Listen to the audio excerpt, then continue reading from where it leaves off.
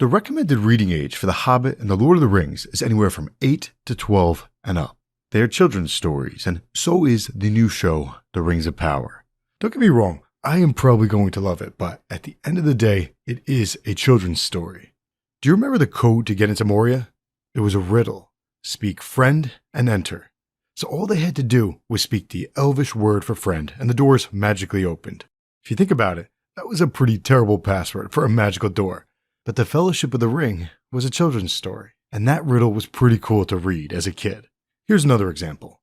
When they first left the Shire, Sam stopped and told Frodo that if he took one more step, it would be the farthest away from home that he'd ever been. To an adult, that was good information.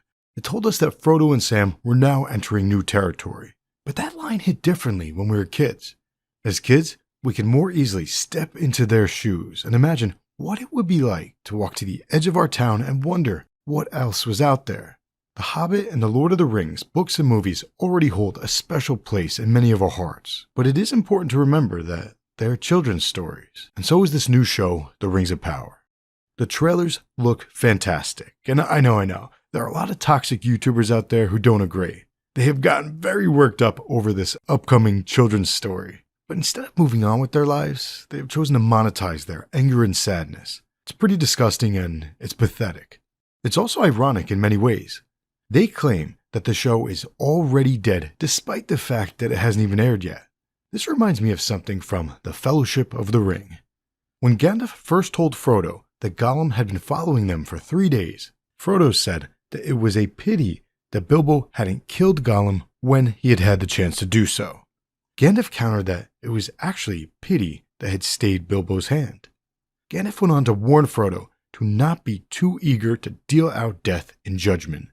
Ironically, that is what many so-called fans have already done to this new show. They have dealt out death as their judgment before even watching it. Their words are poison, just like the words of Melkor, Morgoth, Sauron Grima Wormtongue, and Gollum. They are like Bilbo when he refused to turn over the ring. And that's fine. If they want to throw a hissy fit or multiple hissy fits over a children's show, then that's on them. It's pretty pathetic, but to each their own. Thankfully, these sad little people are nothing, and their opinions do not matter at all. The only opinion that matters is your own. So I repeat, the Rings of Power trailers look fantastic. The Hobbit and The Lord of the Rings take place in what is known as the Third Age, whereas this show is going to take place in the Second Age.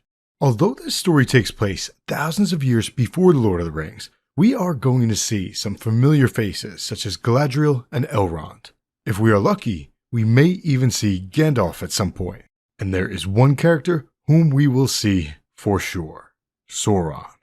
Unfortunately, Sauron is a master of deception, so we might not realize who he is, at least not right away. And more importantly, the characters might not realize who he is. We are also going to see familiar races such as elves, dwarves, humans, and even hobbits, though they may refer to themselves as Harfoots rather than nasty, sneaky, filthy little hobbitses. I could be mistaken, but I do not recall any halflings in any of the Second Age material, but I am excited to see them in the show. Aside from them being adorable, hobbits are very useful in addressing important themes related to good and evil, light and darkness, power, love, hope, and courage. In The Hobbit, Gandalf told Galadriel that Saruman believed that it was only great power that could hold evil in check. But that was not what Gandalf believed. Gandalf had found that it was the small things, the everyday deeds of ordinary folk that kept the darkness at bay. Simple acts of kindness and love. Hobbits are also a great way of speaking to the idea of courage. Time and time again, hobbits have surprised people with their courage, and more often than not, they surprise themselves most of all. So I am very excited for the Harfoots. I look forward to witnessing simple acts of kindness and love, as well as epic acts of courage. It's also worth noting that a wise man once said that true courage is not about knowing when to take a life, but knowing when to spare one. One of the main drivers of the Second Age is the quest for immortality. Long story short, elves are naturally immortal, but humans are not. Some humans are willing to sacrifice a lot in an attempt to gain immortality, and I'm not referring to the good type of sacrifice.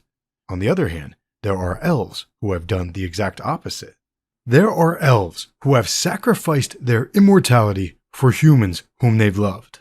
In the first age, Luthien did this for Beren, an epic love story. And thousands of years later, Luthien's descendant, Arwen, made the same choice for Aragorn in the third age. So, it raises the question, will an elf sacrifice his or her immortality for love?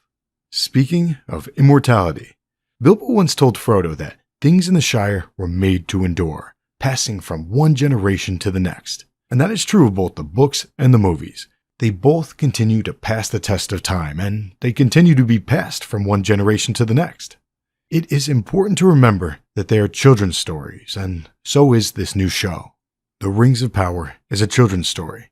Most likely, it is going to inspire millions of children around the world to believe in themselves and others.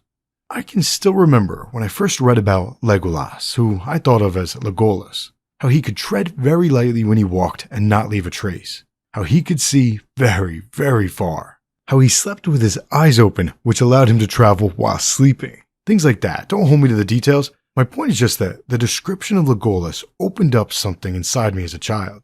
A sense of wonder, a sense of awe, and it had nothing to do with the color of his skin. When children watch this show, they are going to see Arondir catch an arrow, string it up, and shoot it back all in one motion, and they might experience the same sense of awe that I once did as a kid. I hope they do, and if they do, I envy them. As a jaded adult, I envy their innocence. And as a jaded adult, I will do my best to leave any and all negativity at the door, because this show is not mine, it is theirs.